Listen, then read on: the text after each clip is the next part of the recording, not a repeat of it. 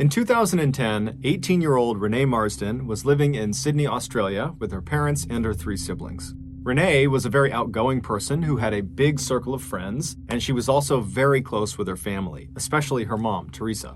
Teresa had given birth to Renee when she was only 19 years old, and so now that Renee was a young woman, because of their closeness in ages, the two had become very close friends instead of mother and daughter. And so because of that dynamic, Renee found herself always going to her mother to tell her anything going on in her life. She was her confidant. And that year, something major had disrupted Renee's life, and so naturally she went to her mom and she told her about it.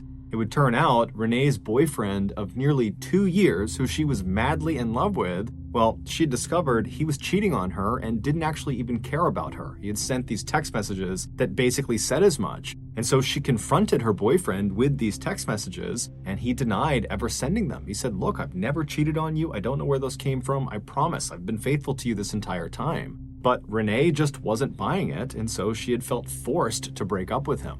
And so Renee naturally had turned to her mother for comfort and guidance, but Teresa, all she could really offer her daughter was, to remind her that time heals all wounds and that certainly someday you will meet the right person for you. And amazingly, only a couple of weeks after this very painful breakup, Renee came home from work one day and she walked into the house and she was all smiles. And considering how unbelievably depressed she had been over the last couple of weeks, this really stood out. And so when her mom saw her smiling and radiating happiness, she rushed over to her and said, "What's gotten into you? Why are you in such a good mood?" And Renee would tell her that, "Actually, I've met another guy." And so Teresa said, Who did you meet? Who is this person?" And she would tell her mom that his name is Braden Spiteri. He was 23 years old, and he was a graduate of the King's School, which is a really prestigious boys' school in Sydney. And his father was this really successful business person who owned this big construction company that he was set to inherit later on. And so she was just raving about how amazing this guy was. And Teresa was really happy. If nothing else, this was a very good distraction for her. And so she asked her daughter at some point, "How'd you meet this guy?" And Renee would tell her that Camilla had introduced them. Camilla Zaidan was Renee's best friend. They had met in high school. And Renee would explain to her mother that Braden was actually Camilla's ex-boyfriend, but they hadn't dated in a really long time and there was no feelings between them. They were just friends at this point. And apparently, after Renee had this really painful breakup, Camilla had just felt bad for her, and so she had gone out and found the best possible match for Renee, which in her mind was this guy Braden.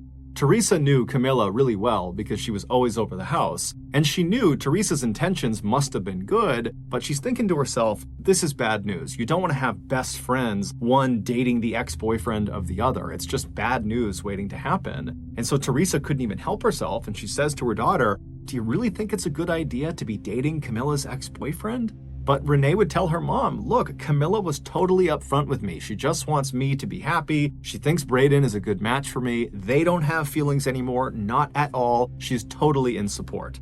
And so Teresa still very much had her doubts that this was a good idea. But she put those doubts aside, and instead she said, "Okay, well, can you show me a picture of Braden? Can I see what he looks like?" And so Renee pulls out her phone and she finds a picture of Braden and she shows it to her mom. And right away, her mom is looking at this picture and seeing that Braden is a very handsome guy, big bright smile. But she sees in this picture, Camilla is very clearly laying on his shoulder like she is his girlfriend. And so again, Teresa's thinking to herself, this is not good. Someone is going to get hurt.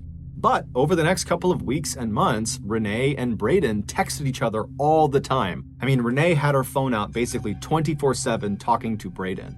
The pair had made plans to meet up and see each other in person for the first time on several different occasions, but every single time they were set to go meet, one of them would have a conflict that would make it impossible to have this face-to-face meeting. And so before long, when they just could not get a meeting established, they kind of stopped trying to have face-to-face meetings. It was almost like they had built this really strong, flourishing relationship all via their phones, and it just was getting more and more awkward to actually go out and see each other in real life. It was just more comfortable doing it all on their phones. And so this digital-only relationship between Renee and Braden continued for almost a year until January of 2012, when something horrible happened. Braden was in a horrible motorcycle accident. He survived the accident, but his passenger, his best friend, this guy named Richie, who was riding right on the back of his motorcycle, he didn't survive. He was killed in the accident. and it was determined that Braden was driving recklessly, and so he was charged with manslaughter and convicted and sentenced to 2 years in prison. Even though Renee's mother, Teresa, was totally upset about this accident, I mean, she did understand someone had lost their life and now Braden was going to jail for 2 years. She understood the seriousness of this accident. But at the same time, there was a part of her, her motherly, protective side of her, that was kind of relieved for her daughter.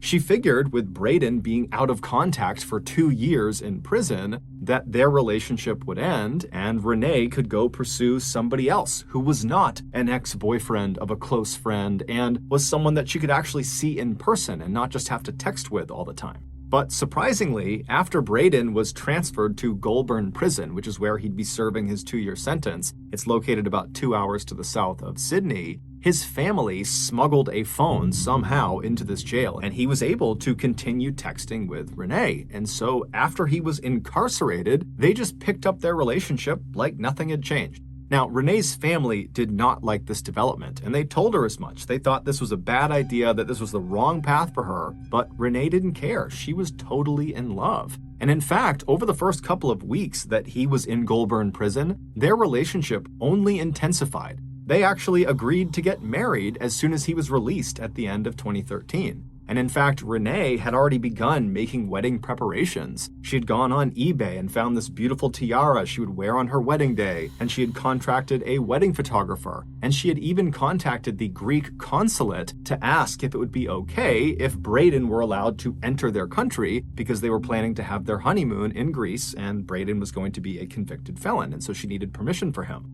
But in August of 2013, just 2 months before Braden's expected release date, something changed. Renee's mother, Teresa, got a text message from Braden, something she had never gotten before, and it said, "You need to check on your daughter. She's talking about killing herself." And so Teresa is totally taken aback by this message, and she goes right into Renee's bedroom where she is sitting on her bed, and her mother sits down next to her and says, "Honey, are you okay? What's going on?" And Renee would look up at her mom and say, "Yeah, I'm fine. What's going on with you?" And then Teresa would hold out the phone and show her the text message from Braden, and as soon as Renee saw it, she kind of sighed and looked at her mom and said, "I'm not going to hurt myself. We just broke up. Our relationship is over." Teresa knew this was going to be an extremely hard stretch of time for her daughter with another painful breakup here, but at the same time, Teresa thought to herself, this is probably for the best. That relationship just had bad news written all over it from the start, and so now she can begin to heal and move forward with her life. And so Teresa and Renee would sit in the room for a while just chatting on the bed, and then eventually Renee would tell her mom that her plans that night were to go out with her friends and cut loose and kind of just forget about this whole thing. And so Teresa sat in her bedroom on her bed as her daughter stood in front of the mirror and got ready. And then once Renee was ready, she and her mom hugged and kissed, and then Renee told her mom she'd be back soon, and then she left the house. A few hours later, Teresa received a text message from her daughter, and it started with, "Mom, I love you so much, and I'm sorry for the pain I'm about to cause you. You can still talk to me though, just call out my name and I'll be there." Teresa read this message and didn't really know what to make of it. She knew her daughter was almost certainly very upset about this breakup, but she didn't really understand the context of this message, and so she called her daughter. She didn't pick up, so she called her again, and after that second time her daughter didn't answer, she sent her a text message that just said, "Please call me back." But she sat there kind of waiting for her daughter's call, but it never came. And so Teresa, starting to feel a little bit worried about her daughter, she called Camilla and she asked her, "Hey, have you talked to Renee tonight? Because I can't get in touch with her." And Camilla would tell Teresa that actually, yeah, I just got a very strange text message from her that just said, "I love you, I'm sorry." And so at this point, the two women understood that there could be something very wrong with Renee, and so they met up and drove all around Sydney, going to all the places that Renee was known to go to. But after several hours of looking and not hearing back from Renee, they really didn't know what to do. And so the two women drove back to Teresa's house, so Renee's house, and they went inside and they sat down, and at that point, Teresa's husband and the rest of Renee's siblings, they were all there, and everyone's just kind of sitting around wondering what to do next, when around 9:30 at night, they heard a knock on the door. And it was the police coming to inform them that they had found Renee's car parked in an area that it shouldn't have been, but Renee wasn't there. And so they were coming to ask if they knew where she was and why her car might be out there. And so at this point, the family is totally terrified. They tell the police about these strange text messages. And then before long, the parents just rush outside, they hop in their cars, and they drive out to where their daughter's car is. And where Renee's car was parked was in an area called The Gap. It basically was this sheer cliff overlooking the ocean. The parents got out and they searched their daughter's car, but there was no sign of where she had gone based on the car. And so they began running up and down the cliffs. There was a sidewalk that kind of ran parallel to the edge of the cliff. And they're running up and down, hoping they're going to find their daughter, but there's no sign of her. And then at some point, Teresa climbed up to one of the highest points of the cliff. And when she got up there, she found her daughter's black flat shoes. And they were placed neatly together on the ground right in front of the fence that was there to prevent people from getting too close to the edge of the cliff. But despite an extensive search that night, they couldn't find any sign of Renee. She was nowhere to be found. However, the police would discover the following day that there was actually a camera that was looking at that section of the cliffs. And so they reviewed this footage and they found Renee. They saw what happened to her. And in this camera footage, you see Renee walking up the trail in the middle of the night, and she stops and she takes off her shoes and she puts them down, and then she hops over that fence. Now, the fence was not right up against the very edge of the cliff. It was set back maybe 3 or 4 feet. And so she hops over the fence, and then she steps very carefully to the edge of the cliff, and she kind of peeks over the edge and then looks visibly terrified, and she moves backwards a few steps until her back is pressed up against the fence. And then she pulls out her phone and she sends 3 text messages. One was to her mother, which is the text about how she loved her and she was sorry for the pain she was going to cause her. And then the other 2 text messages were to Camilla and also to Braden. However, to this day, we don't actually know what either of those text messages said. And then after sending these 3 text messages, Renee takes her phone and she throws it off the cliff into the water. And then she sat down and began kind of shimmying herself forward towards the edge. Now, the camera did not actually pick her up falling off the cliff, but it's assumed when she went out of frame that she had fallen off the cliff to her death. Her body would never be recovered. Renee's death was ruled a suicide. However, her family, in addition to being totally devastated by this horrible loss, they felt totally confused. They had no idea why this had happened, but they were certain it had to have something to do with this recent breakup with Braden Spiteri. And so they tried to get in touch with Braden, but he wasn't getting back in touch with them. And so the family contacted the police and said, "Can you reach out to the prison where he is and set up a meeting?" And so the police obliged them and they called Goulburn Prison. And when they spoke to the prison, they said, "Who? Braden who? Yeah, we don't have a Braden Spiteri here. We never have." And the reason was, Braden Spiteri wasn't real. Renee's friend, Camilla, had made him up. He was a fictitious person. That picture of Braden Spiteri where Camilla is laying on his shoulder, that was just some random person she had met in a club. Camilla had always been very possessive of Renee ever since they had met in high school, and at some point, she had just decided that she wanted even more control over Renee. And so the first thing she did is she convinced Renee that her earlier boyfriend, the one she'd been dating for 2 years before Braden, she convinced Renee that he had been cheating on her the whole time, he was unfaithful, that he didn't love her, and then she had created those text messages and given them to Renee and convinced Renee that that was something he had said. And before long, Renee totally believed it. She approached her boyfriend, he denied it, but Camilla the whole time is telling Renee, "He's lying to you, he's been doing this whole time, I know he's a bad guy." And so Renee had listened to her best friend and she had severed that relationship. And then almost immediately after that, Camilla swoops in to the rescue and connects Renee with this Braden guy, Camilla's supposed ex-boyfriend, who really was just Camilla on the other side of the phone. And for nearly 2 years, Camilla kept this charade up. And Renee completely believed this was a real person, that Braden was her boyfriend. She loved him. And eventually, in June of 2013, so 2 months before Renee died, she confided in Braden, aka Camilla, that her friend Camilla was toxic and mean and controlling, and she didn't want to be her friend anymore. And so Camilla, she's reading this and she's furious. And so she decides the only way to get revenge on Renee and regain control of her is to have Braden break up with her. And so 2 months later, on August 5th, 2013, so on the day that Renee died, she was out to lunch at around 1 p.m. with a coworker when she gets a text message from Braden that just kind of comes out of the blue, and it says, "I need a break from you." Now, this is around the time that they're planning their wedding. And so Renee is totally heartbroken, and she's trying to get in touch with him and call him. He's not picking up. And then fast forward to about 2:45 p.m. that afternoon, we know Renee called Goulburn Prison. It was the first time she had done that. Now, we don't know who she spoke to or what they actually talked about, but it's nearly guaranteed that she learned Braden Spiteri was not being held there. And so almost certainly she would have realized that Braden is either not real or Braden had been lying to her in such a huge way that the relationship could never work. And so no matter what, this chapter of her life was totally over. And so later that day, when she was sitting on her bed in her bedroom and her mom came in and she asked her how she was doing, it's very likely that Renee was devastated. She was crushed and probably kind of embarrassed about how badly she had just been duped by this Braden person, whoever that was. And so even though normally Renee would tell her mother everything, her mother was her confidant, she loved her mother, it was like she just couldn't bring herself to discuss what was happening to her. It was just so enormous, it was so overwhelming that she hid it from her mother.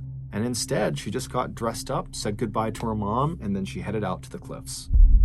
No charges were ever brought against Camilla because catfishing, which is exactly what she was doing, which is using a fictitious online persona to lure people into relationships, well, that's not considered a crime in Australia.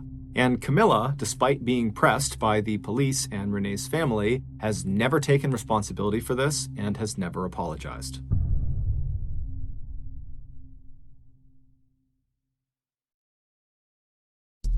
The next and final story of today's episode is called The Man in Cobb Park.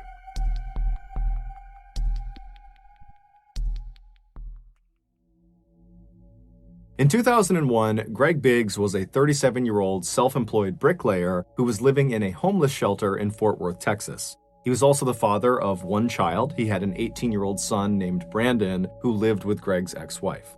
Despite not living with his son while his son grew up, Greg had always made a point of spending lots of time with Brandon, and so over the years, they had become quite close.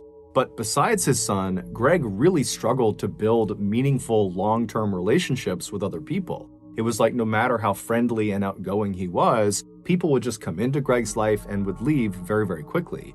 This made Greg, who always had struggled with his mental health, feel very isolated and lonely and desperate for human interaction.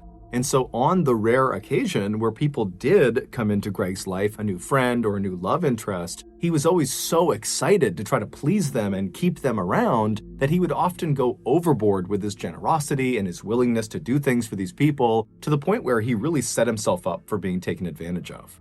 Case in point, 2 years earlier, a woman had kind of suddenly come into Greg's life and Greg very quickly fell in love with her. And early on in their relationship, this woman tells Greg that she's struggling financially. And without any hesitation, Greg started giving her all of his money. Now, Greg was not a wealthy man, not by a long shot, and so before long, he had literally given this woman all of his money to the point where Greg could no longer make truck payments, he couldn't make house payments, and so his vehicle and his home were repossessed. And then after he's suddenly homeless and destitute, this woman who he's given all his money to, she also disappears. But despite being in this horrible situation of sudden homelessness, Greg made the best of it. Anytime Greg was not working, he would be trying to make plans with his son Brandon to go walk around the mall downtown or go see a cheap afternoon movie. Times were definitely tough for Greg, but Greg stayed positive. He was a forever optimist, and he did this by focusing on the future. He was certain if he could just land a few more good-paying gigs, he could make that extra cash and finally buy a home again and buy a vehicle again and finally kind of get his life back together. But unfortunately, he would never get that chance. On the morning of October 27, 2001, 2 men called the Fort Worth Police Department to report having seen something suspicious on a park bench inside of Cobb Park. Cobb Park is this big public park with playgrounds and walking trails and fields, and at the time, Cobb Park was not considered a very safe place to be, especially after hours. There was lots of shady people in the park. So when the Fort Worth Police Department gets a call about something shady happening in Cobb Park, they aren't surprised. And so they dispatch a single detective to go over to the park and meet these 2 guys and see whatever suspicious thing is on this park bench. And so this detective, he goes over to the gates of Cobb Park, he meets these 2 guys, and they kind of explain what they saw. They give him directions to this bench. and then he thanks them, he hops back in his cruiser, he drives through the gates, and he starts driving down the trail, and then he pulls off and parks his cruiser, knowing that the bench in question is right around the corner, maybe 200 or 300 feet away. And so he parks his cruiser, he gets out, and he starts walking on this cement path, and as he's walking, he can't see the bench yet, but as he's walking, he sees there are deep tire tracks in the grass and mud off to the right side of the walking path. So he's mentally kind of taking note that somebody had been driving inside the park fairly recently off the trail. And so he keeps on walking and he begins to make that turn, and he sees up ahead the bench in question, and he can clearly see these deep tire tracks go right up to the bench. And then as he begins to make that turn and he's maybe 30 or 40 feet away, he can actually see what's on this bench. And he can see this big lump that's kind of wrapped up in what looks like a rug or a blanket. And then as he gets closer and closer, he can finally see that very clearly there is a person inside of this blanket that's kind of laying out on this bench. And when he's about 10 or 15 feet away, he can see it's a man, and this man is clearly deceased. So this detective, he walks right over to the bench and he's looking down at this body, and he can see the right arm on this guy is very badly broken, and his right leg is also very badly broken. And then his left leg is not only broken, but it's been partially amputated. In fact, the left leg is barely hanging on. And so this detective, he's looking at this guy thinking, okay, this person must have gotten wrapped up in these shady criminal dealings that are known to take place in Cobb Park, and somebody beat him to death, or they beat him and then shot him to death. But as he's looking at the body, despite these extensive injuries, the bruising on his body was not consistent with someone who had been beaten to death. And in terms of potentially being shot to death, he began looking at the body, and from where he was standing, he could not see an entrance or an exit wound of a bullet. And so stumped, the detective steps back and is just kind of pondering what he's looking at when he realizes there's very little blood anywhere near the bench or on the body, and considering the left leg has been nearly amputated, you would think there would be lots and lots of blood, but there wasn't. And so that indicated to the detective that his injuries had to have been sustained elsewhere. And so this detective, he calls in backup, and more detectives show up, and they're all kind of looking at the scene, and the working theory became, okay, this guy got killed outside of the park. We don't know how he got killed. It looks like some sort of blunt force trauma, but somehow he gets killed outside of the park, and then his killers, they drive him into Cobb Park, which is why you have those deep tire tracks on the right side of the path, and they dump him on this bench. Later that day, the medical examiner would come out and positively identify the body as belonging to Greg Biggs. The same day that Greg was found, the police went out and began their investigation, and they started by interviewing people that had been in Cobb Park either that day or in recent days, and they also interviewed known criminals that they knew went into Cobb Park, and they reviewed CCTV footage both in the park and outside of the park. But no one knew anything about what happened to Greg, and the footage didn't show them anything interesting. And so very quickly, Greg's case began to languish, and no one knew what to make of it. Then, in February of 2002, so roughly 4 months after Greg was found, the Fort Worth Police Department received a phone call. It was from this young woman named Miranda Daniel, and she said, "I know what happened to the man in Cobb Park." And the story she would tell them at first was so hard to believe that the Fort Worth Police Department weren't sure if this was a prank or not. But when they followed up on her lead and they went to a very specific address that she had mentioned, they realized she was telling the truth. This is the unbelievable true story of what happened to Greg Biggs. On the evening of October 25th, 2001, so 36 hours before Greg was found in Cobb Park, 25-year-old nurse's assistant Shantae Mallard arrived at her friend's apartment in Fort Worth, Texas. Her friend was named Titalisi Rice. She went by T-Fry. Shantae was from a very loving and stable household in Fort Worth, Texas. Her parents had raised her to be kind to other people and to always work hard and to stay out of trouble, and by and large, Shantae acted accordingly. But in her late teens and early 20s, Shantae began to secretly rebel against her parents. On the surface, when she was around her parents and her family, she was the goody two-shoes that always followed the rules. But when she was away from her family, specifically when she was with T-Fry, she would let her wild, rebellious side out. The two friends had met in 1999 at a nursing home where they both worked as nursing assistants, T-Fry had just gotten out of this very toxic marriage, and so when she met Shantae, she was actively looking for someone to go out and party with and go be free and meet other new people. And Shantae, when she's meeting T-Fry, she didn't necessarily know she wanted to do those things, but being around T-Fry, it was like this whole other side of life was opened up to her, and suddenly all she wanted was to go cut loose with T-Fry. And so very quickly, these two women really connected over their mutual desire to go have fun at any cost. And before long, they were not only drinking and doing drugs and partying on the weekends, but they were also getting high before work, which meant they were treating patients high. So with that in mind, fast forward back to October 25th, and Shantae has just arrived at T-Fry's apartment. And so Shantae, she goes up to T-Fry's apartment, and the two start drinking some alcohol, and they start smoking some weed, and they split an ecstasy pill. Ecstasy is a big party drug. It's kind of like a cross between being a stimulant and a psychedelic. And so after these two women are fairly buzzed on these different substances and they're feeling ready to go, they leave T-Fry's apartment, they go down and they climb into Shantae's car. And Shantae drives the two of them to a local club called Joe's Big Bamboo. And so the plan was they were going to meet this guy named Cleet Jackson, who was Shantae's love interest. And the plan was they would hang out at the club with Cleet, and then at the end of the night, they would all leave, and Shantae and Cleet were going to spend the night together.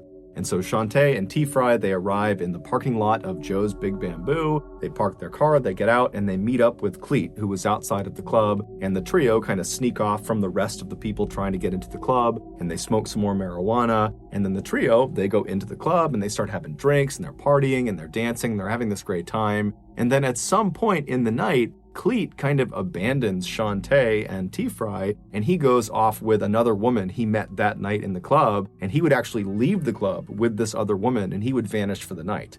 And so around 2 a.m., when the club is getting ready to close, Shantae realizes that Cleet, the guy she was going to go home with, he's gone now. And so she's very frustrated, but she doesn't really have any recourse. And so she instead just goes and finds T-Fry and says, hey, let's just leave. And T-Fry, she's ready to leave too. And so the two women, they leave the club and they get out to Shantae's car, and both women are clearly under the influence. They're both definitely inebriated, but T-Fry believed she was less inebriated than Shantae was, and so she should drive. And so she told Shantae, get in the passenger seat, I'm gonna drive. Shantae gets into the passenger seat, T-Fry gets in the driver's seat, and she leaves the club and she drives all the way back to her apartment.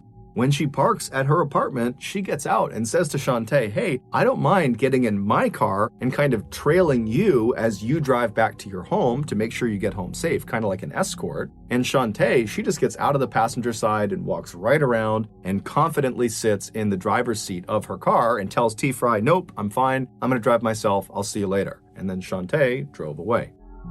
About an hour later, at 3:30 in the morning, T-Fry is in bed in her apartment when she gets this very frantic phone call from Shantae, who's totally hysterical, she's beside herself, and she's not really making any sense, but she's trying to get T-Fry to come over to her house.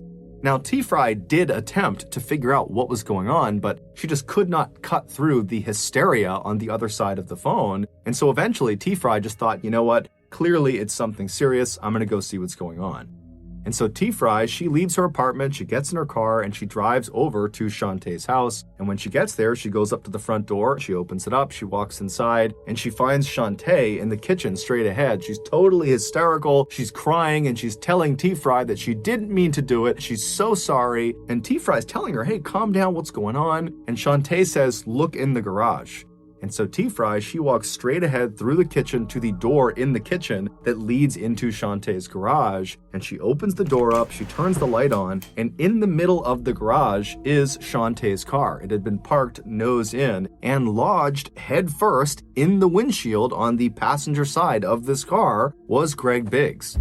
When Shantae had left T-Fry's house an hour earlier saying she was fine to drive, on her drive home, she had barreled into Greg, who was on the sidewalk of some street, and the impact was so hard that Greg went flying through the windshield and got lodged halfway inside of her car. But the impact didn't kill him. It did almost cut his left leg off and break several bones in his body, but it didn't kill him. In fact, there was blood spatter inside of the car on the passenger side that indicated Greg was totally conscious and was trying to pull himself back into the car. There were these handprints on the inside of the passenger side door, indicating Greg had been pulling on them. There was also these very small droplets of blood all over the seat, indicating that Greg had been spitting up blood as he was trying to talk to Shantae or as he was trying to plead for help. But Shantae, instead of stopping her car and getting this guy help, she just kept on driving home with Greg lodged in her front windshield. Now keep in mind, where she hit him, she was less than a half mile from the fire station where her brother, her older brother, was currently on duty as a fireman. He was medically trained. He could have saved Greg's life. Also, the other firemen at the firehouse that she knew, that Shantae knew, they could have saved Greg's life. Also, less than 6 miles away from the point of impact was the local hospital, where of course they could have saved Greg's life. And then on her drive all the way back to her house with Greg halfway in her windshield, she would have passed by 9 payphones, where if you don't know anything about payphones, you can dial 911, so emergency services, and it doesn't charge you anything. So Shantae at any one of these payphones could have called medical personnel who could have saved Greg. Also, let's not forget, Shantae was medically trained. She was a nurse's assistant and understood basic life-saving. But she did not use any of those resources. Instead, she just drove home. And when she got to her home, she drove her car with Greg in it into her garage. She shut the garage door. She gets out, and as Greg is literally moaning and probably pleading for help at this point, she just says, "I'm sorry," and then walks up to the door that leads into the kitchen of her home. She turns off the light in the garage, walks into her kitchen, and shuts the door behind her, trapping Greg in the garage in total darkness by himself. Then, after an hour of Shantae just being in her house with Greg slowly dying in the garage, she calls T-Fry. T-Fry comes over, she looks in the garage, she sees Greg, and T-Fry's reaction is she just totally loses it. She panics and she's screaming at Shantae, "Call 911, call paramedics, call the police." But Shantae refused. She didn't really give a reason, but she just said, "No, I can't." And then shockingly, T-Fry also does not call anyone. The two of them just turn off the garage light again and shut the door and leave Greg, and they hop into T-Fry's car and they drive to T-Fry's apartment where they sleep for several hours. And then when they get up that morning, they go back over to Shantae's house and they check on Greg, who's now motionless. And at this point, Shantae, she calls Cleet Jackson, the guy who she was supposed to go home with at the club but had abandoned her for some other girl. She calls him and says, "Hey, I have this huge problem. I need you to come help me." And so Cleet Jackson has no idea what he's walking into, but he goes to her house and he goes through her kitchen. She opens the door and he looks into the garage and he sees Greg in the window, and he's furious with Shantae because now he's gotten involved and he doesn't really know if Greg's alive, and he doesn't really know what to do because he's on parole. And if he gets wrapped up in this, he'll go back to jail. But he ultimately decides he's just going to help Shantae because he believes at this point Greg is dead. So there's nothing they can do to save Greg. And so that night, Cleet gets in touch with his cousin Tyrone, and the two of them, they go into the garage and they lay out a carpet next to the car, and they both kind of awkwardly apologize to Greg, who's just stuck in the windowsill, and they yank him out, they put him into the carpet, they roll him up, they put him in the back of one of their cars, and they drive to Cobb Park. They go through the gates, they make their way over to that bench, and they drop him on the bench. There had been some discussion about maybe destroying the body, burning the body, but Cleet felt strongly that they need to put his body out somewhere in public so at least his family can identify him and bury him. After his body was placed in the park, Shantae told Cleet and Tyrone and T-Fry not to tell anyone, and they said they wouldn't. And within a week of Greg's body being discovered, Shantae was back at Joe's Big Bamboo partying it up as if nothing had ever happened. But eventually, T-Fry would tell a couple of her friends, and before long, word had gotten out, and one person found out about it that was kind of in the network of these people, this woman, Miranda Daniels, and she really didn't like Shantae, and so she was the one who actually called the police and turned her in.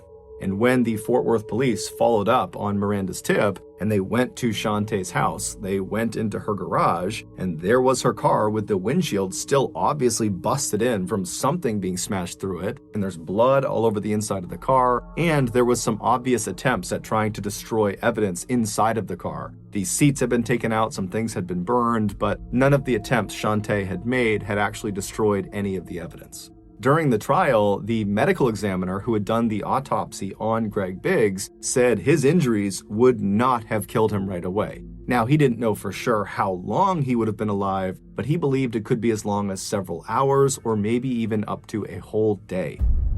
And during that time, Greg was just trapped inside of this pitch black garage. No one's coming to help him, despite people coming in over and over again that he's pleading with to help him, and he would have been in excruciating pain. He's got several significant broken bones, his leg has been nearly amputated, he's got cuts all over his body, and he would have been trying to pull himself out of the windshield, and every movement he was making would have been sending the jagged pieces of metal and glass into his body. I mean, this is a drawn-out, horrible death. And during the trial, every single medical professional and every single law enforcement official said, had Shantae brought Greg to get medical attention at any point in the first couple of hours, just basic medical care, he would have lived. And so his death is entirely because of Shantae's absolute indifference. T-Fry would ultimately, in exchange for full immunity, testify against Shantae, and Shantae would ultimately be found guilty of murder of Greg Biggs, and she would be sentenced to 50 years in prison. She'll be eligible for parole in 2027. As for Cleet Jackson and his cousin Tyrone, they received 10 years and 9 years respectively for their role in the crime. During the victim impact statement portion of the trial, Brandon Biggs, Greg's son, he took the stand and he very eloquently told Shantae that he forgave her, and it seemed very genuine and it moved Shantae to tears. And then Brandon looked out at the audience where Shantae's family was and he said, not only do I feel horrible for my family, but I feel bad for your family, Shantae, as well, because this crime has destroyed all of us. In May of 2009, 48-year-old Rodrigo Rosenberg was at the peak of his career as one of Guatemala's most prominent lawyers. Tall, handsome, and charismatic, Rodrigo had law degrees from both Cambridge University and Harvard University, and he was the co-founder of a very successful corporate law office in Guatemala City, the country's capital. And while it was obvious that Rodrigo had worked very hard for all of the nice things he had, like his luxury Mercedes-Benz car, in reality, he didn't really have to work for a living. Rodrigo had been born into privilege. There was wealth on both sides of his family. His mother had brought a large inheritance to her marriage, and his father had built a massive business empire that included a chain of movie cinemas. When Rodrigo stepped out of his office building in downtown Guatemala City to meet a client for lunch at one of the upscale restaurants tucked away in the capital's maze of boutiques and little markets, he looked exactly like what he was. A member, like his parents before him, of the Guatemalan oligarchy, a small group of rich, upper-class conservative Guatemalans who had connections and influence in government and business. He always wore a dark, perfectly tailored suit, an immaculate white shirt, and a pale blue tie, an expensive uniform that set off his dark features and the ring of black hair cut short around the crown of his bald head. And when Rodrigo talked to his client in one of those hacienda-style eateries with red clay-tiled roofs and cool stucco interiors that he especially favored, it wouldn't be long before his client, like all of Rodrigo's clients, realized that it wasn't just the money or influence that drove Rodrigo. Like his friends and associates like to say, Rodrigo had a strong sense of purpose as well as ambition, and a very strong sense of right and wrong. He had chosen a career in law because he liked the clarity of the law. If it was practiced fairly, he felt like it was the best way of settling disagreements and disputes. But the thing that really made Rodrigo stand out in this Central American country of 16 million people was not just his brilliance and his drive, it was the fact that he had a reputation for absolute honesty. Because Guatemala was a country best known in the world for its incredible levels of corruption and violence. Even though 36 years of civil war between authoritarian rulers and leftist guerrillas had ended back in 1994, that conflict had left more than 200,000 people, many of them civilians, dead, and another 45,000 people, quote, disappeared, which meant either killed or kidnapped, mostly the work of government forces or right-wing paramilitary groups. But after the 1994 peace agreement was signed, most of the people in Guatemala who had committed the murders and rapes and other widespread human rights violations that took place during the Civil War were never prosecuted or called to account for their crimes. Instead, in the post-Civil War Guatemala, these should-be war criminals simply turned to new careers, such as participating in organized crime, becoming assassins for hire, or getting in on the very lucrative Central and South American drug trade. And 15 years later, even though Guatemala had a democratically elected civilian president who had promised to root out crime and government corruption, these criminals and their criminal networks had still been able to reach their tentacles into almost every government and law enforcement agency, and nearly half the country wasn't under any government control at all. By 2009, Guatemala had the third highest murder rate of any country in the world, averaging more than 123 homicides every week, and 97% of those murders went unsolved. And the few cases that did go to trial often ended with the alleged killers going free after judges or prosecutors or witnesses were bribed, threatened, or even murdered. So in this sea of corruption, where everyone with power seemed to have dirt on their hands, Rodrigo stood out for his willingness to shamelessly call out criminal behavior wherever he saw it. So to anyone who knew Rodrigo, it didn't come as any surprise when he wasn't just horrified when one of his very own clients was assassinated in broad daylight. He was absolutely furious, especially since this particular client, Musa Khalil, had a reputation for being a very ethical businessman who treated his workers fairly. Since arriving in Guatemala from Lebanon when he was just a young man, 76-year-old Musa had worked his way up from poverty to become a successful coffee producer and textile manufacturer. Although Rodrigo was not personally close to Musa, Rodrigo admired and respected the older man because the man refused to steal from the state or make payoffs to get favorable deals on his coffee or manufacturing companies. Musa was a straight shooter, just like Rodrigo. The assassination took place in Guatemala City on April 14, 2009, as Musa and his 37-year-old daughter Marjorie were waiting in their car at a traffic light while on their way to lunch. According to eyewitnesses, a car pulled up quickly behind them and a man hopped out and approached the front passenger seat of the Khalil's car where Musa was sitting. Musa and his daughter likely assumed that this man just wanted to ask them a question, but as soon as this man reached their car window, he pulled out a 9mm pistol and he fired 9 shots into Musa's head and torso. By the time the police arrived, the gunman had fled the scene on the back of a motorcycle driven by an accomplice, and Musa, along with his daughter, were both dead. It would turn out one of those 9 bullets that were fired at Musa had passed right through his body and struck and killed his daughter. She was not the intended target, she was just collateral damage. On the day of the murders, right after Rodrigo had found out about them, he contacted his 24-year-old son, Eduardo, who was also a lawyer at Rodrigo's law firm, and told him to meet him at the crime scene. When Eduardo arrived, he found his father pacing back and forth in front of the yellow crime scene tape, demanding answers from the police who had converged on the scene along with medical personnel. Turning to his approaching son, Rodrigo swept his arms out to either side in a gesture of helplessness and frustration that took in the whole chaotic scene in front of them. There was also an expression of shock and sadness on his father's face that Eduardo didn't see very often. You couldn't live in Guatemala without feeling like violence, even murder, was just business as usual.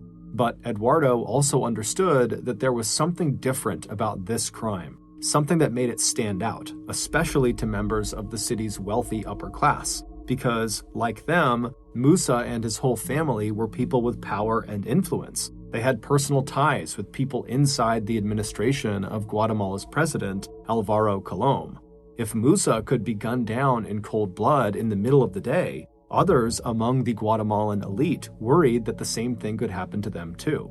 Before leaving the crime scene, Rodrigo told his son in a bitter voice that the police, like always, would probably never find and prosecute the people who killed Musa and Marjorie. And even if they did, they'd never be able to touch whoever it was that had organized the assassination in the first place. It didn't take long for Rodrigo's prediction to come true. even though thousands of people turned out for the funeral service of Musa and his daughter, including President Colombe's powerful private secretary, police made absolutely no progress on tracking down the killers, and it wasn't long before the murders just seemed like all the others in Guatemala, just numbers on a stat sheet. Except this time, Rodrigo had had enough. Musa had been a good man, and his innocent daughter, Marjorie, had left behind a husband and 2 children. And so if the police were not going to catch their killers, then Rodrigo would. Rodrigo told his son that one way or another, he was going to get to the bottom of this and figure out exactly who did it and why. But almost as soon as he got started asking questions, Rodrigo noticed that even by Guatemalan standards, the police seemed to have gathered virtually no information outside of taking the obligatory statements from witnesses who saw the assassination and asking Musa's family if he had had any business or money troubles. And as Rodrigo began calling some of his contacts within the government about the police investigation, he began to wonder whether there was an active attempt going on inside President Colombe's circle of advisors to cover up some connection that the government itself might have to the assassination. So just a few days after Musa's funeral, Rodrigo turned to another one of his clients, a man named Luis Mendizabal, who was also a close friend of Rodrigo's. After calling Luis to arrange a visit, Rodrigo slipped out of his law office and drove to the exclusive men's clothing store that Luis owned in one of the capital's most fashionable districts. But the fitting and sale of handmade suits was just part of the business that Luis operated out of that storefront. To those who knew him well, they knew that Luis's real skill was in the collection of secrets and information. With his flowing white hair and trim mustache and his easy banter about his family and his grandchildren, Luis did not look the part of a spy. But as he measured and cut fabric and chatted with a wealthy clientele that included criminals, businessmen, military, police, and government bureaucrats, Luis gathered huge amounts of insider intel on what was going on in their country. And so if there was anyone who could help Rodrigo find out who killed Musa and Marjorie, it was Luis. Rodrigo's hunch paid off. Before long, Luis had come up with a possible lead in the Musa murder case. A few months before the assassination, at the very beginning of 2009, Musa had been nominated to serve on the board of directors for 2 institutions that both had ties to something called the Rural Development Bank, or the Ban Rural. The Ban Rural was the major funding source for the president's popular social programs, and these 2 institutions that had invited Musa to join them were engaged in a power struggle over which one of them would control the bank. But since rumors of sketchy financial dealings were already swirling around Ban Rural, when Musa was offered these 2 board positions, Rodrigo had actually advised him not to accept either of them. However, Rodrigo had no idea what Musa's final decision had been. Luis suspected that Musa, as he began to do his own research on these 2 institutions, had uncovered that one or both of them were engaged in financial mismanagement. More conversations with Musa's family seemed to confirm this theory. One of Musa's surviving daughters told Rodrigo that her father had received threatening letters from officials on the 2 boards, and that Musa had apparently written back to them saying, "You can't tell me what to do, and I will protect myself from my enemies." During the 3 weeks that followed Musa's assassination, Eduardo saw less and less of his father, who was spending more and more of his time on his own private investigation into these murders. It seemed to everyone who knew Rodrigo that his outrage over the murders had turned into an unhealthy obsession. Rodrigo basically stopped going in to the law office or returning calls to his regular clients, and instead just stayed home in his apartment where he lived alone to pore over his notes on the murders. And when Eduardo did meet his father for lunch or for dinner, Rodrigo barely touched his food, and all he wanted to talk about was his theory that Musa had somehow become the target of a conspiracy at the highest levels of government. His father, who had been an avid cyclist, had completely stopped going on his morning bike rides. He'd lost weight, his perfectly tailored suits hung on him just loosely enough that he looked disheveled, and his eyes never stopped moving, constantly checking his phone for calls and messages, and showing no interest at all about how things were going back at the office. Eduardo knew that both his parents were still struggling after having separated the year before. Rodrigo's own father had abandoned his family when Rodrigo was very young, and Rodrigo had never forgiven him, even refusing to accept the inheritance his father had left for him. So after Rodrigo's separation, when his estranged wife moved to neighboring Mexico with their 4 children, Rodrigo was crushed. He felt like he had abandoned his own family. Looking at his father now, Eduardo worried that any progress his father might have made in adjusting to his new situation and moving on with his personal life was now being completely consumed by this private murder investigation. It was obvious to Eduardo that this investigation had become more than just finding the killers. It was about trying to actually stop corruption at the heart of Guatemala's politics. And in early May of that year, Rodrigo suddenly knew, without a doubt, that all that digging and all the documents he was putting together about corruption at Ban Rural, all the names and dates of meetings, the involvement of President Colom and his wife, all of it was finally getting him closer to the people who had murdered his client. For weeks, he'd had the feeling that he was being followed, that everywhere he went outside of his apartment, someone was watching him.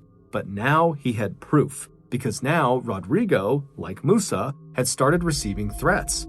Except his threats were phone calls, not letters. The first call came on May 5th.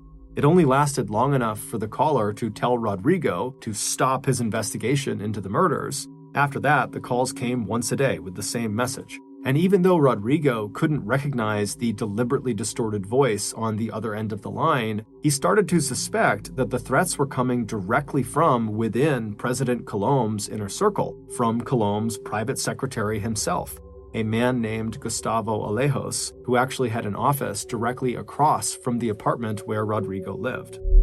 Not only was Gustavo an influential advisor to the president, his brother was the head of the Guatemalan Congress.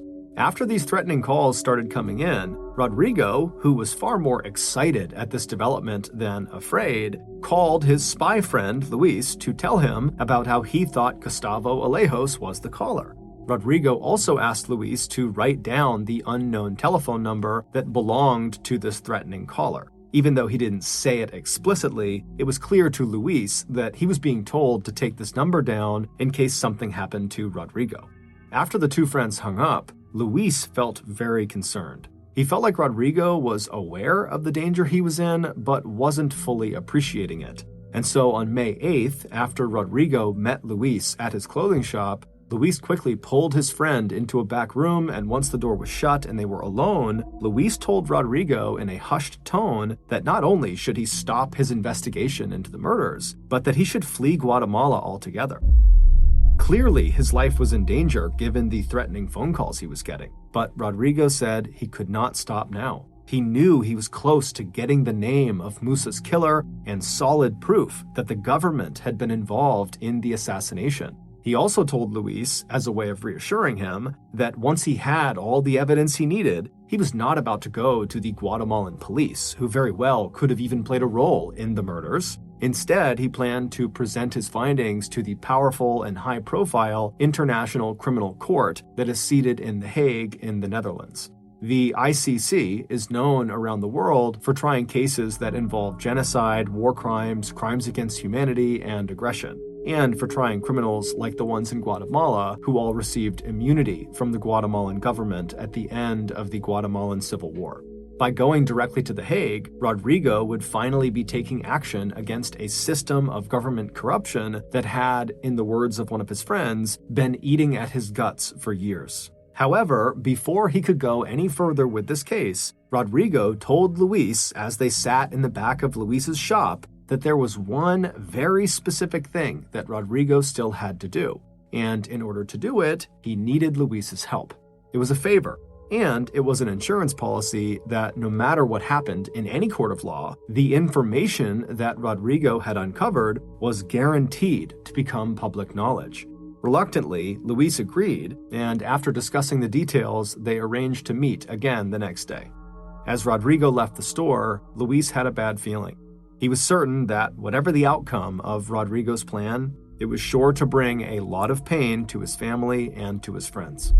2 days later, on Sunday, May 10th, at 8 o'clock in the morning, Rodrigo stepped into one of the bedrooms of his trendy luxury apartment in the Zona 1 neighborhood of Guatemala City.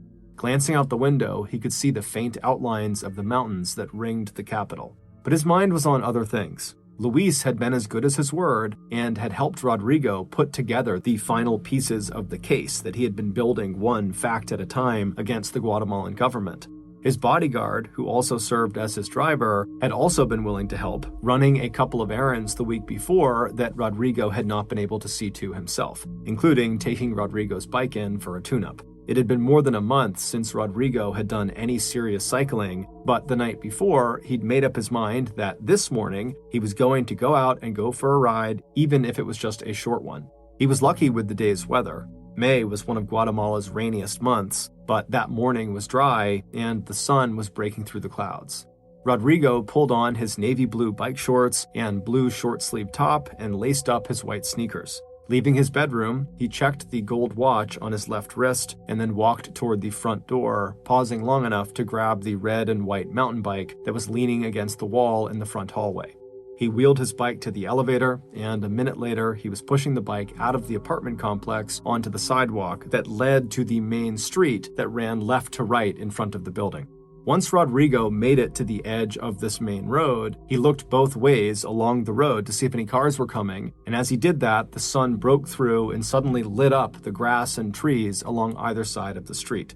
Just before getting on his bike, Rodrigo checked to make sure his iPod was queued up to his favorite band, Santana. He hit play, and then he pushed his bike off the curb into the road. He turned right, then hopped on his bike and began pedaling down the street. After only a few hundred yards, Rodrigo turned right again off of the main road onto a service road. The sun reflected off the windows of a brown and white high-rise apartment just ahead of him on the left. Minutes later, Rodrigo noticed a man running across the street in front of him from the left to the right, and at first, Rodrigo thought it was a jogger. But then he noticed this man was wearing jeans and a dark jacket with a high collar. The running man, after he crossed the street and was on the right side, he slowed and then looked intently at Rodrigo, and for a second, their eyes met. And then this man with the jeans and the jacket began running at full speed towards Rodrigo. Okay, back to the story.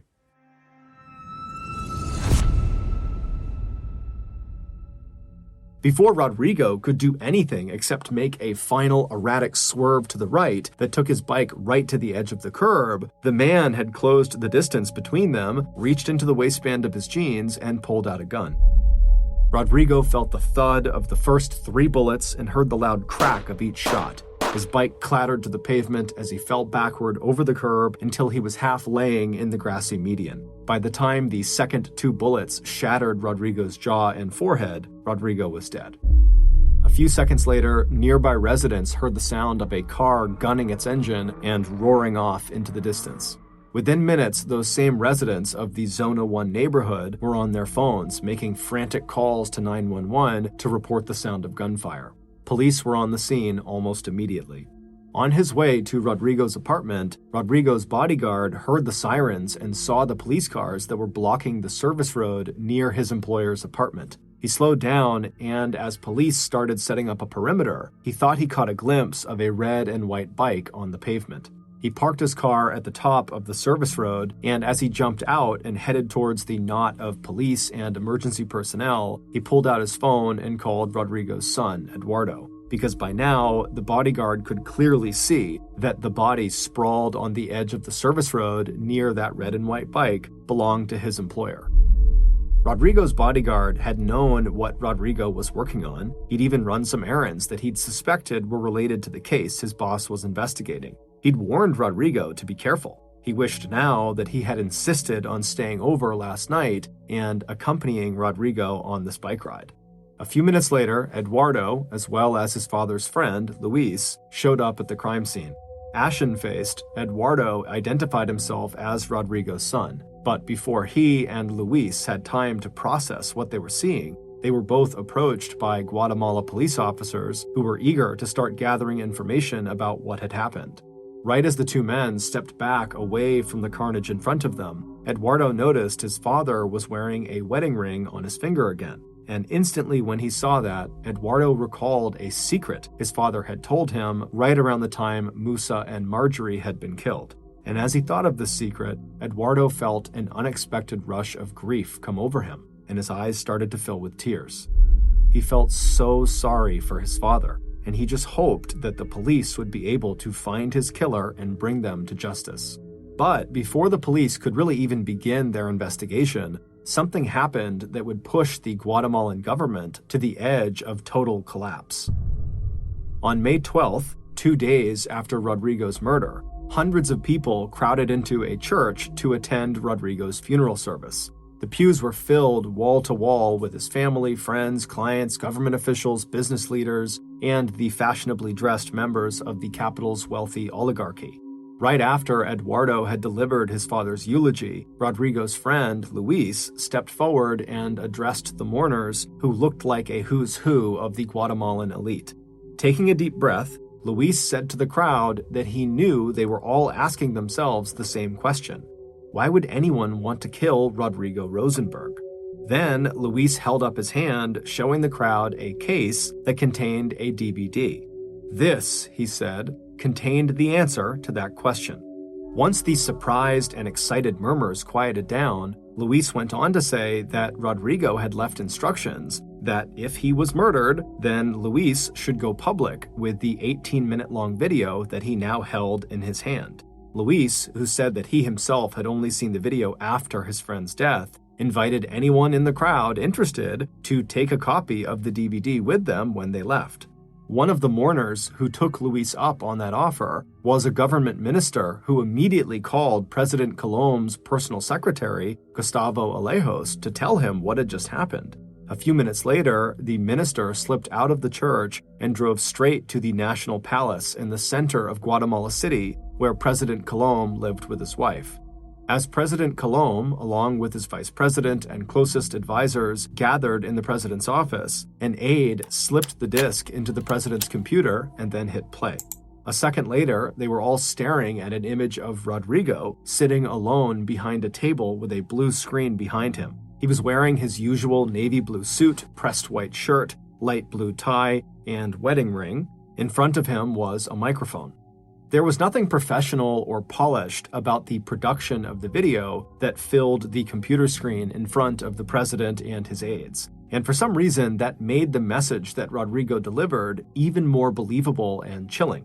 After stating his name for the record, Rodrigo wasted no time dropping the bombshell that would soon be heard all over the world, as the 18-minute-long video was uploaded to YouTube, where it would go viral under the simple title, YouTube Murder.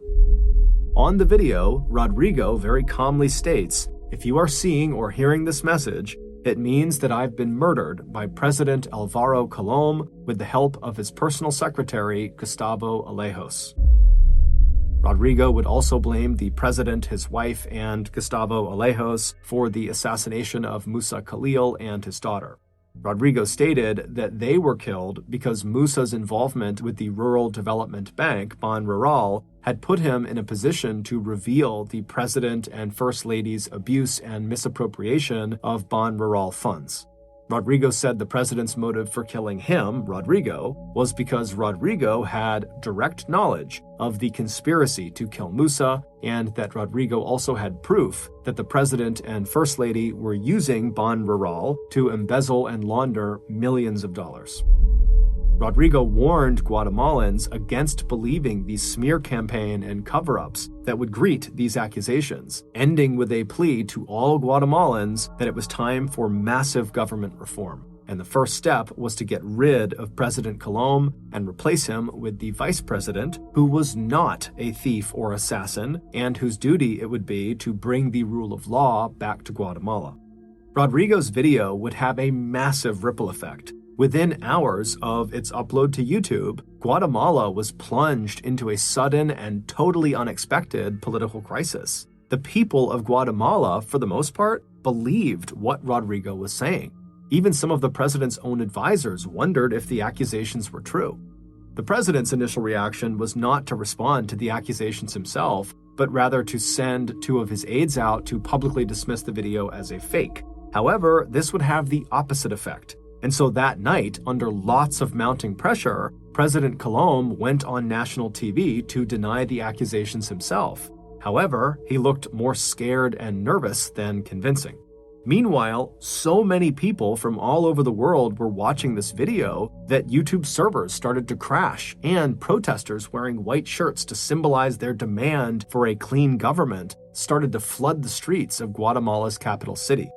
Alvaro Colomb knew before the end of that Tuesday, May 12th, that his presidency was hanging on by just a thread. So when protesters and the Guatemalan elite demanded that a United Nations-backed agency, rather than the Guatemalan police, handle the investigation into Rodrigo's death, the president knew he had to agree. By the next morning, May 13th, the whole investigation was in the hands of an international commission called the CICIG. This organization had been created by the United Nations in 2007 to investigate specific cases of systemic violence and corruption. And under the direction of Spanish Judge Carlos Castrosana, who took up residence in Guatemala City, an international group of investigators did what Guatemalan police either couldn't do or wouldn't do. They began relentlessly drilling down into who was behind the assassination of Rodrigo Rosenberg. The first break in the case happened almost immediately. Whoever had organized the hit on Rodrigo had chosen one of the most heavily videotaped neighborhoods in Guatemala. While investigators couldn't find a reliable eyewitness to the crime, footage gathered from dozens of security cameras near Rodrigo's apartment had captured almost the entire assassination on camera. Almost immediately after getting onto his bicycle at 8:05 a.m., Rodrigo was followed by a black late-model Mazda. Security cameras also caught clear enough images of that black getaway car that investigators were eventually able to track down the car and then its owner. And when they examined the car owner's phone records and location data, investigators were able to place him and several calls he made on the day of the murder at or near the crime scene. Investigators immediately set up a wiretap operation on the car owner, and for the next 4 months, they listened in on his conversations, and quickly, they discovered that he was part of a criminal gang made up of 10 men, most of them former national police officers. Meanwhile, using the CICIG powers, Judge Castrosana started identifying and arresting corrupt members of the Guatemalan government, and as Rodrigo had predicted in his 18-minute video, investigators were up against a disinformation campaign organized by the president or his top advisors aimed at interfering with the investigation and smearing the vice president, the man Rodrigo had tapped as Colomb's successor.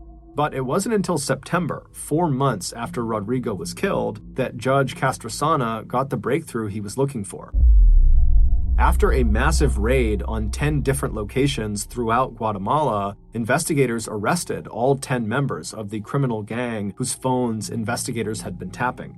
Once in custody, it didn't take long for members of this gang to start giving up information in exchange for lighter sentences. And so quickly, investigators were able to start to piece together how the murder was carried out, except they were missing a crucial piece of information. The 10-person gang clearly didn't know Rodrigo. They were just following orders to have him killed. But what the investigators couldn't figure out was who gave them that order. Who was the person behind the scenes making this assassination happen? Judge Castrosana and his team believed this person was an inside man, someone who had been close enough to Rodrigo, who had not ridden his bike in over a month, to know that Rodrigo had chosen that morning to go for a bike ride down that service road. But it wouldn't be until investigators tracked down a small piece of paper with a faded signature on it that the so-called inside man would be revealed. Based on all the information investigators found, this is a reconstruction of what really happened to Rodrigo Rosenberg. On Friday, May 1st, 16 days after the murder of Musa and his daughter Marjorie, and 9 days before Rodrigo's murder, the inside man, who would mastermind Rodrigo's assassination, contacted one of his most trusted lieutenants. He told him to go buy 2 prepaid mobile phones, he told the man to pay cash, and warned him not to sign his name on any paperwork or sales receipt. The lieutenant did as he was told and dropped both phones along with the sales receipt off at the office of the inside man. By this point, the inside man had already arranged the hit on Rodrigo. He had reached out to two men who were actually close friends and relatives of Rodrigo, two powerful brothers who owned one of the biggest pharmaceutical companies in Guatemala. The inside man had told them that he needed their help arranging a hit on a man he described as a, quote, extortionist. The brothers said they knew of a criminal gang that would probably do the hit for about $40,000. The three men settled the details. The brothers told the inside man that they would contact the hitmen and arrange the payment, along with the delivery of a burner phone that the hitmen would use to communicate with the inside man. The inside man set the murder date for Sunday, May 10th, and told the hitmen that he would be in touch with them before that day with a detailed physical description of their target, along with information on where and when they should actually commit the murder. Then, starting on Monday, May 4th, the inside man used the second prepaid cell phone to start calling Rodrigo's personal cell phone. He called Rodrigo at least once a day for the next 5 days, speaking only long enough to make a single threat, telling the lawyer to stop investigating the assassination of Musa Khalil. On May 9th, one day before Rodrigo's murder, the inside man called the hitmen to tell them that Rodrigo would be on a bike and would be most vulnerable shortly after leaving his apartment when he turned onto a nearby service road. The next day, shortly before 8 a.m., the two hitmen sitting outside Rodrigo's apartment in the black Mazda with tinted windows heard their phone buzz. The driver took the call and turned on the speakerphone, and then they heard the sound of the inside man's voice. The shooter sat up and listened while he double-checked that his 9mm pistol was loaded. The voice on the phone was low and calm. Their target, he told them, was a tall, thin man dressed in navy shorts, a light blue top, and white sneakers. He would be leaving the apartment building at about 8:05 a.m. He'd be riding a red and white mountain bike. He told them to follow Rodrigo onto that service road and then ambush him there. He told them to approach Rodrigo from behind and shoot him in the back, and then once he was down, fire at least 4 more shots into Rodrigo's neck, up into his jaw, and a final shot into his forehead. The inside man told the hitmen to be sure they destroyed the cell phone he had given them, along with its SIM card, once the assassination was complete. The hitmen said they understood, and they hung up. At the same time, Rodrigo was standing in one of his bedrooms in his apartment looking out the window. And then a couple of seconds later, he turned around and went into the kitchen where he made sure his coffee maker was turned off. Then he collected his bike from the hallway. Pushing his bike next to him, he headed to the apartment elevator and punched the button for the ground floor where he exited the building. Once outside, Rodrigo made his way towards the main street, taking a few seconds to enjoy the cool temperatures and the sudden sunshine that was pouring through a break in the clouds. Then he queued up a song by Santana on his iPod, and despite feeling a little rusty and stiff, he hopped onto his bike, he turned right, and he began heading down the main street. After a few hundred yards, he turned onto the service road. When he saw the man in jeans and the dark jacket running towards him, he tensed up, but only for a second. Then he quickly turned his bike towards the side of the road where he jammed on his brakes, coming to a complete and sudden stop. Then he got off of his bike, dropping it onto the pavement in front of him, and then he sat down on the curb with his back to the man running toward him. A moment later, Rodrigo would have felt the first bullet hit him in the back. Before he could even absorb the punch or feel any pain, he felt the next 4 bullets hit. 1 in his cheek, 1 in his neck, 1 just below his jaw, and finally, with the killer standing right in front of him, another round into his forehead, knocking his upper body backward onto the grassy median. Seconds later, residents of the apartments in Zona 1 called the police. It would turn out the inside man, the person responsible for Rodrigo's assassination, was Rodrigo himself. He had been devastated by the assassination not only of his client Musa, but of Musa's daughter Marjorie. As Rodrigo had secretly told his son Eduardo and his friend Luis, Rodrigo was deeply in love with Marjorie, and they were planning to get married as soon as Marjorie divorced her husband. The wedding ring that Rodrigo had been wearing at the time of his death, and when he was seen on camera in the YouTube murder video, had been a gift from Marjorie just before she was killed. The raw grief Rodrigo felt over the senseless killing of the woman he loved, along with his absolute conviction that the hit on Musa had been planned by a corrupt president, his wife, and personal secretary, had combined to create a feeling of total hopelessness in Rodrigo's head.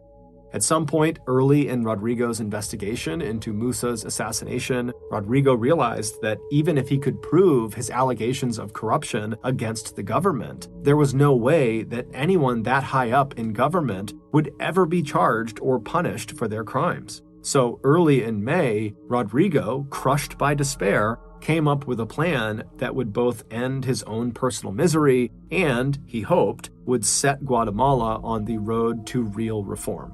It would be a suicide dressed up to look like an assassination, and with the video he planned to make before his death, Rodrigo hoped that his staged assassination would result in a bloodless coup that would take down the presidency of Álvaro Colom. So it was Rodrigo who had contacted his wife's cousins, the owners of the giant pharmaceutical company, and told them that he wanted to arrange a hit on an extortionist, a man, he told them, who had been after Rodrigo for money. His cousins had agreed, never once suspecting that the extortionist was actually Rodrigo himself. And the trusted lieutenant that Rodrigo had asked to go buy the 2 prepaid cell phones, that was Rodrigo's trusted bodyguard/driver.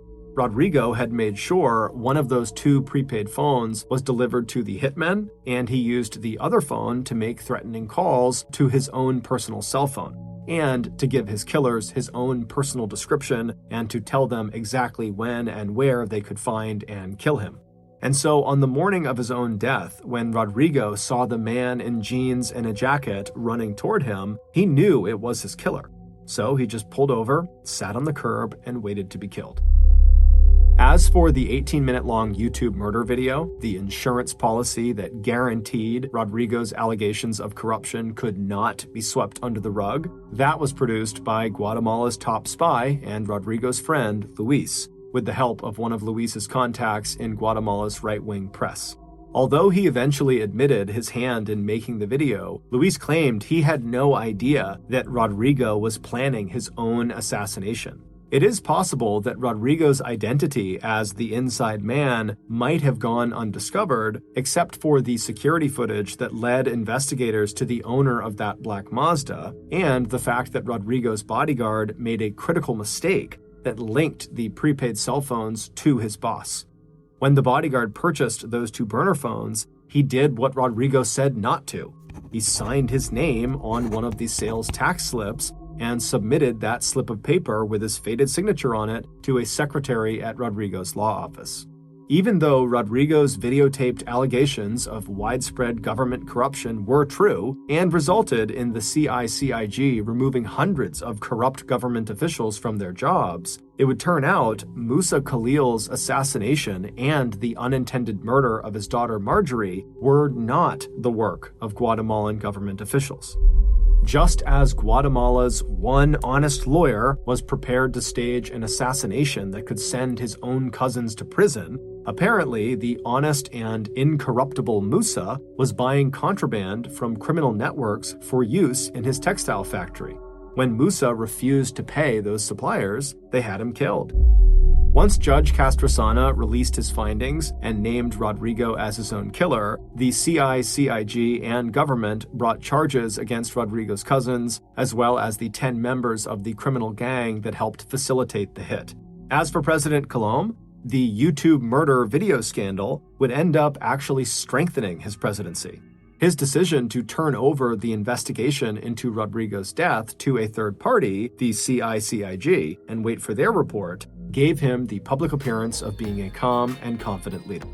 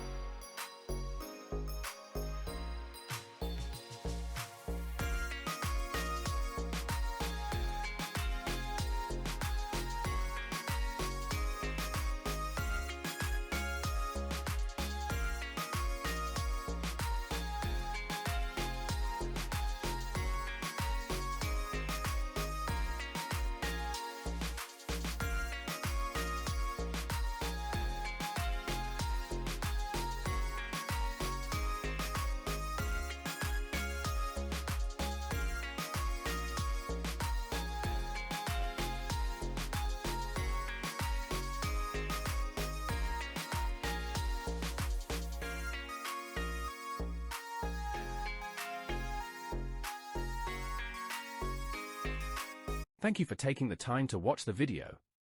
I hope you enjoyed it. If you did, please like, comment, and subscribe to the channel for more content. Your support means a lot to us and helps us create more videos that you'll love. We appreciate your feedback and would love to hear your thoughts on the video. What did you like about it? What could we improve? Your feedback will help us create better content in the future. If you're interested in seeing more videos like this, please subscribe to our channel. We post new videos every week, so you'll always have something new to watch. Once again, thank you for watching and supporting our channel. We hope to see you again soon. Smiling face.